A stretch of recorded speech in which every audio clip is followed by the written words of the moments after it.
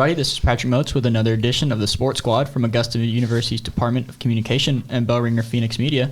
Today, the Sports Squad will discuss all of the university sports today. Today is a special edition featuring Dr. Bulla's Sports Comm class. Joining the squad today are Rachel Carman, Lydia Williams, Drew Wall, Justin Gray, Noah Bowers, Lisa Armstrong, Micah Webb, Cameron Watson, Hannah Brown, Domonic Macias, and Parker Ray. So we're going to kick off first segment with women's golf, men's golf, and men's and women's cross country. So Lydia, Parker, Cam, Dom, how are you guys doing today? Wonderful. What about you, Patrick? Doing pretty good. So Cam, do you want to go first with the women's cross country and see what's been going on with that so far? Yeah, sure. So the 2023 cross country season has started off well for the Lady Jaguars. They came into the season with a second place vote in the preseason poll for the Peach Belt Conference. And then they moved up to the Southeast Regional standings after their first cross-country meet in Spartanburg, South Carolina on September 1st. The women moved up one slot to be ranked 6th after first being ranked 7th in the regional preseason poll. Unfortunately, the Jaguars moved down in the rankings after the last two meets, back to being ranked at 7th. The last two meets took place on September 15th, where some raced in Huntsville, Alabama, and another group in Charlotte, North Carolina. Despite the drop, the women ran well, with many girls boasting personal bests.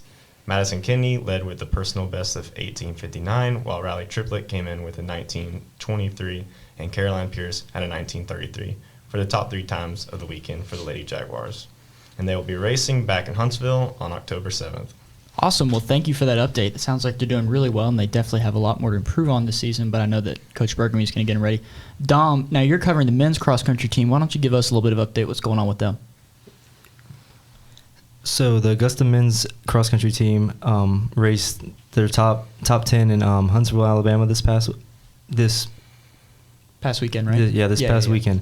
And they were able to have Avery James, which is a junior on the team, finish very highly in that race, 21st to be exact. And the Augusta men's were able to place 8th as well against many top-ranked Division I teams. Also, the rest of the Jags took to Charlotte, North Carolina to race in the Queen City Invite, with Andrew placing first for the Augusta men's with a time of 25:56, as well as Benjamin Roberts following with a time of 26:31. The men's team was preseason ranked to be number 1 in their conference. They're the favorites to win. This will be their 5th straight PBC championship win if they're able to do it, and this will be a great into the season if the Jags can pull that off. So we're looking forward to the men's going back to Huntsville, Alabama with the women on October 7th as well. Awesome. Well, thank you for that update. The 5th straight championship will definitely something to keep an eye on. Moving next into women's golf, Lydia, why don't you tell us what's been kind of going on with them? Okay, so the women's golf team traveled to Greenville, South Carolina to play in the 49th annual Lady Paladin Invitation hosted by Furman, where Augusta ended up tying for first place with the host Furman. And this was a big improvement from their opening tournament in Wisconsin at the Badger Invitational, where they finished 13th. The team began their weekend near the top of the leaderboard, placing 3rd in the first round. Victoria Zhang and Boonen were tied for 11th after the first day, with them shooting twin 1-under 71s. Freshman Kira Gonzalez McCarthy was 1 stroke behind her teammates with an even par 72, while Kennedy Carroll finished with a 1/73. And then the second day, the team jumped to second place at the Lady Paladin Invitational after Saturday's round. And Boonen shot a 3-under 69 on Saturday to rise to a tie for 5th heading into the final round on Sunday. And then Kennedy Carroll led the team to their first place finish with her 5-under final round that put Augusta ahead of Western Kentucky and North Florida. She had a tournament low round of 67 that ended with Augusta carding a tournament best at 282 on Sunday. The Augusta University's women golf team rocked the final round of the Lady Paladin Invitational, where they did shoot a 6-under 282, and they secured a first-place tie against Furman, and 4 Jaguars ended up finishing in the top 15. Wow, that's really awesome. It sounds like they shot really well this weekend, especially with a very deep competition, so that's great. Mm-hmm. So the last sport in this segment, we are going to be talking about men's golf with Parker. So Parker, what's been going on with the men's? So the men's golf team, they had a really solid start to the season by finishing 7th at the Marquette Intercollegiate at Erin Hills Golf Course. Sophomore Stephen Jacobs, he tied for 8th place, so he carried the team As a team, they finished 7th out of 12 teams on the field, so about in the middle. The 5 players who competed were Stephen Jacobs, Cole Stevens, Ben Haynes, Ryan Vanderklees, and Chapman Barnett. Cole Stevens placed 16th, while Haynes and Cleese tied for 43rd, and Barnett tied for 55th. I talked to the AU coach, Stephen Payne, and he was happy with the team's performance and hopes that the Jags continue to play well, especially in the tournament this week, which they are at today. It's in Sapphire, North Carolina, and it's the JT Poston Invitational. Some really exciting news. They are going into the tournament with luck on their side as 2 Jags made back-to-back hole-in-ones at the Saddle at Old Edwards. The special moment for Ian Pinar and Ryan Vanderklees was caught on camera and posted on the Augusta Golf's Instagram, so make sure you check it out at AUG_golf on Instagram. It's really awesome. The guys get super hyped for the first hole-in-one, and then it happens again, and it's just super awesome to see. The Jags competing today and tomorrow are senior Dawson Booth, grad student Ryan Vanderklees, freshman Dalton Burtz, grad student Cole Stevens, and sophomore Stephen Jacobs. And then they have 2 individuals competing, and that's sophomore Dean Wilkin and sophomore Ian Pinar. So make sure you check out the Bell Ringer and Augusta Jags to see how the Jags finish. Awesome. Wow, that back-to-back hole-in-one, that seems like something really special. It That's was really crazy. awesome. I watched it about 5 times in a row. Yeah, I can't imagine anybody is. You're listening to the Sports Squad from Bell Ringer Phoenix Media. Guys, thanks for joining today. It was great to have y'all. Glad to hear about all the sports that's going on, so keep up the great work. Thanks so much. Go Jags. So welcome back to the second segment of this special edition podcast. We're going to be talking about volleyball, esports, men's basketball, and women's basketball. And for this segment, I'm joined by Rachel Carman, Noah Bowers, Justin Gray, and Drew Wall. Welcome, guys. How's everybody doing today? Doing good. Doing good. Good. Nice. Excited to be here. Yeah, great. So let's start off with volleyball. Rachel, how's the volleyball team been doing? Yeah, coming out of last season, Augusta University volleyball has very high expectations placed on them. So sitting at number 1 in the PBC preseason poll, they're blowing those expectations out of the water. AU is standing with a 10-match winning streak for a 10-3 record, 2-0 for conference play. And they have a lot of depth of players on the team, but one player in particular to keep your eye on is Dariana Luna. She is 5'4" libero for Augusta from Venezuela, and she is outstanding. She hit 4 season highs on September 16th during the PBC Gulf South crossover, which were 9 assists, 3 points, 3 aces. And now here's the crazy thing. She hit an impressive career high of 37 digs against Mississippi College. And now this is more than any other player in the PBC conference, so we're going to see a lot of more outstanding performance from Dariana. So if you're interested in watching AU volleyball team continue to dominate this season, AU will be back home again October 3rd to take on Emmanuel. And then next conference game is Saturday, October 7th at 3 p.m. against Lander University. So make sure y'all come out and support the Jags. Awesome. This sounds like they are off to a hot start early in this season, so that's exactly what they wanted, I'm sure.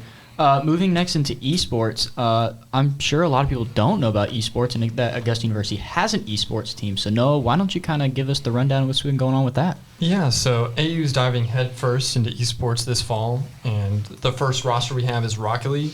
They've started their season strong with a dominant 3-1 win over Kennesaw State University, and then another easy 3-0 sweep against Coker University. So after both of those matches, the Jaguars are now the only undefeated team in the Peach Belt Conference at 2-0. So Augusta's varsity roster has also started their season in the National Association of Collegiate Esports, but have unfortunately lost both of their matches in that one, although AU did take the University of Georgia all the way to a Game 5. Unfortunately, the Jaguars couldn't finish that one with a win. So there's currently an arena being built at the Georgia Cyber Center where the teams are going to compete from. It's not finished yet, but some of the players, Jordan Moratine and Jacob LaRusso, have started competing from there after jerry-rigging some of their setups because they feel that competing in the same location, even though it's over esports, helps with their chemistry and performance in the game. So now AU will be taking on Clemson University in the next match for the Star League, and will also play the University of South Carolina Aiken in the next Peach Belt match on September 25th. We're also having the varsity roster begin their season on September 25th, and they're going to be playing the University of North Carolina, Asheville, and hoping to rack up some more dubs. Nice. That sounds really good. It sounds like they're off to a really good start, especially going against a lot of these big-name schools like Clemson and Georgia and Kennesaw State. So that's really big for them to be able to really grow this program really fast and get more people that are interested, but also bring in more talent. So that's really great to hear.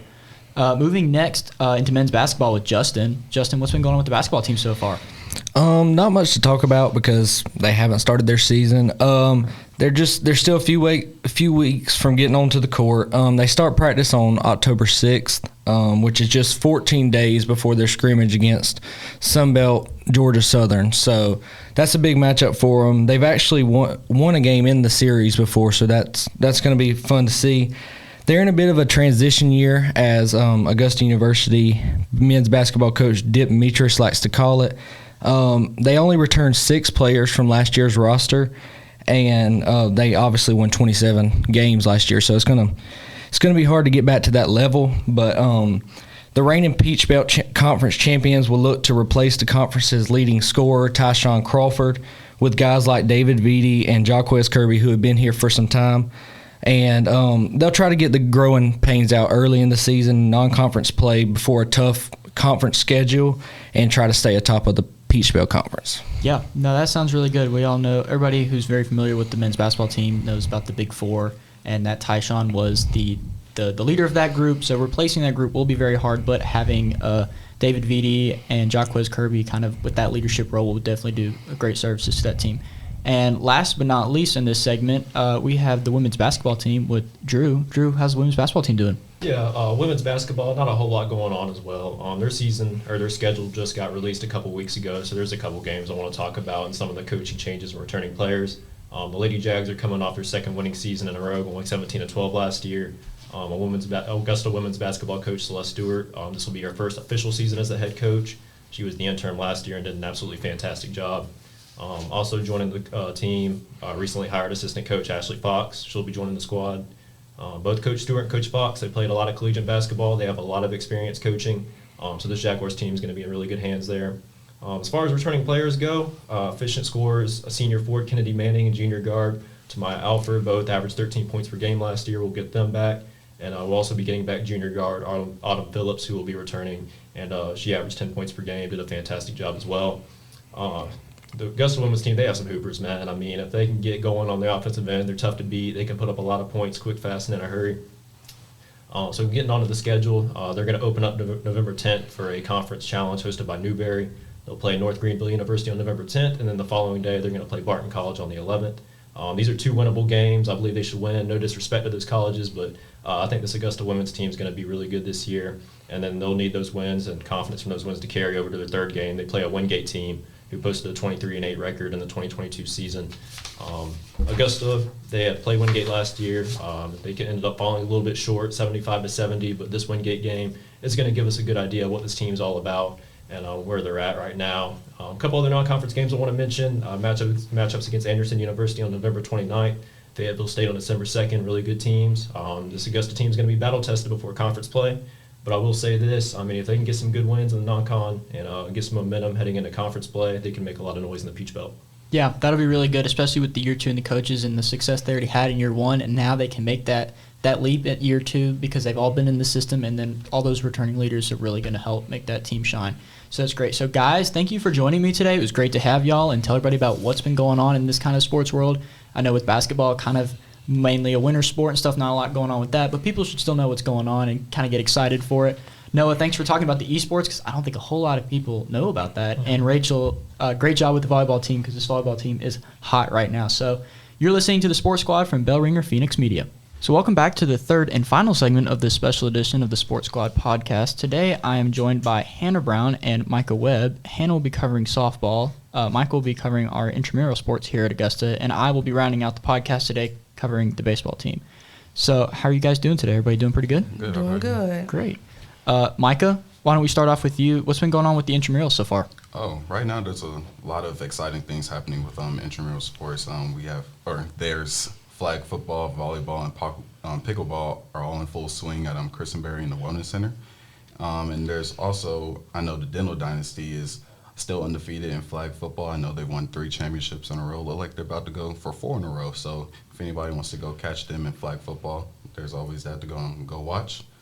And all those seasons are about to come to an end on October 5th, but there's an even more exciting lineup right after that, starting with men's and women's 3-on-3 basketball. And you also have kickball and soccer all starting on October 23rd. So that's an even more exciting lineup for people to go watch and be a part of. And those sports will also be held at Christenberry in the Wellness Center too. But if you don't even want to be a part of like a season-long, how do I say this? Season-long journey. Season-long like type team, Yeah, with yeah. intramurals, or you don't want to be a part of a season-long team with intramurals and commit to practices. There's day-long tournaments. I know October 9th there's a dodgeball tournament, and then October 22nd there's a golf tournament.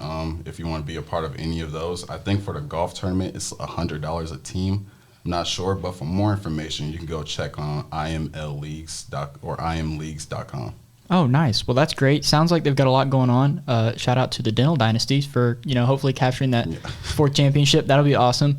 So moving into softball, Hannah, how's the softball team been doing so far this fall? They are doing great. Although this is the off season, the Jaguars are back at it again on the field for the first time during this fall semester. After participating in Augusta University's third annual Color Fun Run and a weekend of team bonding, they are ready to hit the field together to continue building their cohesion. After the girls warmed up on their first practice here, when was it? Monday, this previous Monday? Yep, this past Monday. That was. Yep. But after they warmed up, they gathered before head softball coach Ballista Bricado. It makes me happy when we all are together like this, she said. Before the practice began, Lauren Slade, number 9, a senior center fielder from Augusta, Georgia, was interviewed. She expressed how the weekend of their team bonding prepared her for their first practice. She says it helps us learn each other more, lets us know what motivates each other, and also our reactions when we fail. It just helps one another. Lauren also expressed what she looks forward to learning during this off season on and off the field. She says she looks forward to her internship, learning the new girls on the team also. Lauren was asked how it made her feel that our alumni girls came back Sunday to celebrate Jags Under the Lights this past Sunday game. She says it makes her super excited to see how far this program had come. But the team will be under the spotlight for sure during this upcoming season in spring due to the new LED lights that was installed on both the baseball and softball field. This is only the beginning for the Augusta University softball Jaguars. As they prepare for their upcoming season, they will continue to serve by taking part in community service around the CSRA. But what's coming this October is that they have a breast cancer game against Payne College and East Georgia. The first game will start on at 2:30, and the last game is at 5 p.m. Saturday, October 21st. Well, that's awesome to hear about the breast cancer game and stuff like that. And it sounds like that the softball team is really excited about the new stadium lights. So kind of rolling right into that, I'm going to finish this off with the baseball team. So this past weekend, this past Sunday, September 24th, Augusta University had their Under the Lights alumni game for both baseball and softball.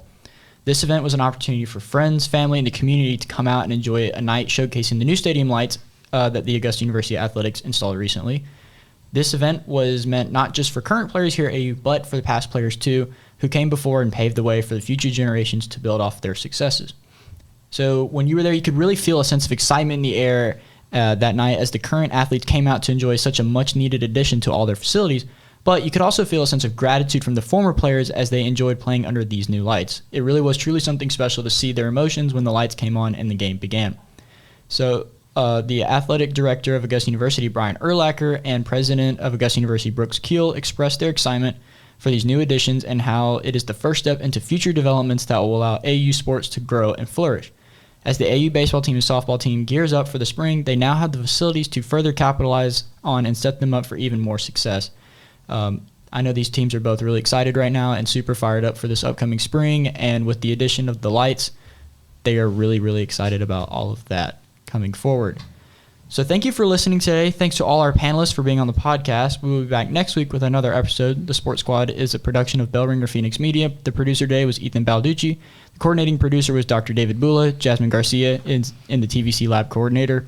The opinions stated here are those of the individuals, not Augusta University. You can find us at aubellringer.com, on the Augusta Press website, on Spotify, and on social media, including YouTube. Please send your comments to bellringerproduction@gmail.com. Have a great day. Listening again soon. This is Patrick Motes saying so long. We're out.